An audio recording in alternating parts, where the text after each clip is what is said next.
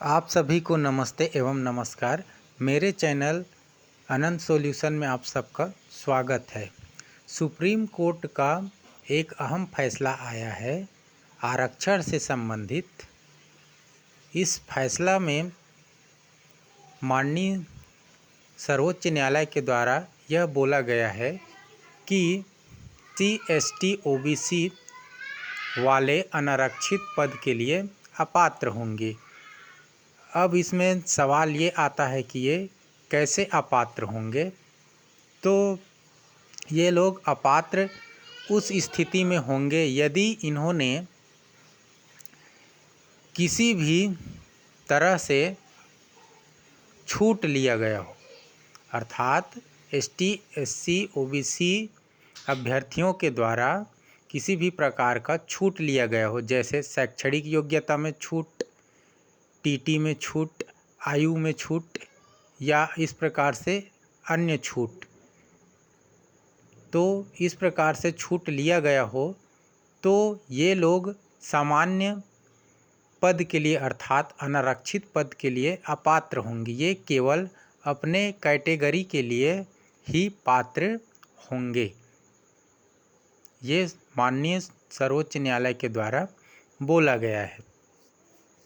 क्या फैसला पूरे भारत पर लागू होगा? हाँ, तो यह फैसला पूरे भारत पर लागू होगा। ये सामान्य श्रेणी वालों के लिए अच्छी खबर है। छत्तीसगढ़ शिक्षक भर्ती 2025 पर इसका प्रभाव पड़ेगा?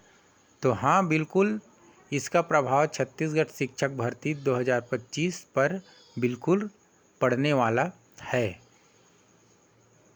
सुप्रीम कोर्ट के द्वारा यह निर्णय लिया गया है कि ST SC OBC वाले अनारक्षित पद के लिए अपात्र होंगे, लेकिन इसके लिए नोटिफिकेशन में यह इसका उल्लेख होना आवश्यक है कि ST SC OBC वाले अभ्यर्थियों को अनारक्षित पद के लिए अपात्र किया जाएगा यदि वे किसी भी प्रकार के छूट लेते हैं। तब यह स्पष्ट नोटिफिकेशन में इसका उल्लेख होना चाहिए, तभी वो इस प्रकार से अनारक्षित पद के लिए अपात्र होंगे।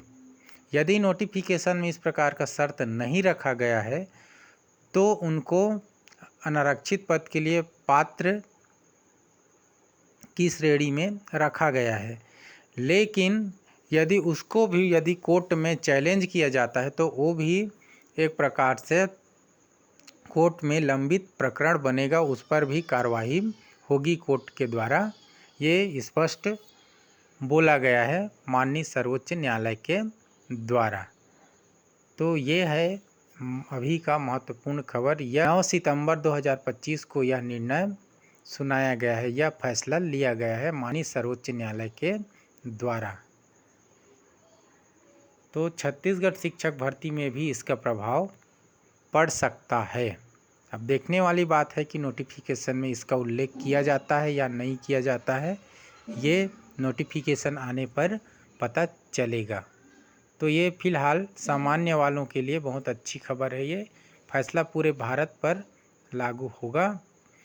ST SC OBC वाले यदि सामान्य श्रेणी में जाना चाहते हैं, अनारक्षित पद में जाना चाहते हैं, तो उनको भी एक सामान्य अभ्यर्थी की तरह न्यूनतम अर्हता रखना पड़ेगा।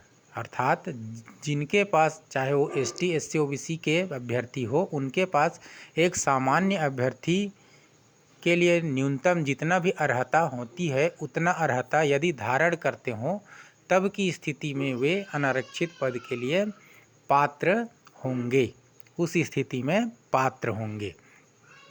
इसमें महिला अभ्यर्थी भी महिला पद जो अनारक्षित श्रेणी में आता है उसके लिए पात्र होंगे, केवल महिला अभ्यर्थी, क्योंकि सामान्य श्रेणी के अंतर्गत भी महिलाओं को छूट मिलता है, उनके लिए अलग पद आरक्षित रहता है। तो उस पद के लिए भी ST SC OBC महिला अभ्यर्थी पात्र होंगे। वो भी आयु में छूट दिया जाता है या अन्य प्रकार का छूट दिया जाता है, उतना ही न्यूनतम अर्हता इनके पास भी होगी और उतना ही छूट इनको भी मिलेगा। तो ये पात्र होंगे महिला पद के लिए।